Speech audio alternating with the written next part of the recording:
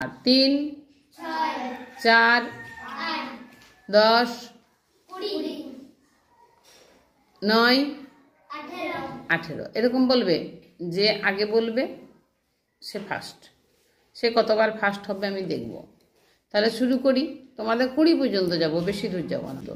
তাহলে বলো 6। স্নেহা ফার্স্ট হলো। 8 দুজনা ফার্স্ট হয়েছে। 7 স্নেহা দুবার হলো। 12 13 অঞ্জনা স্নেহা দুজনাই হলো। 11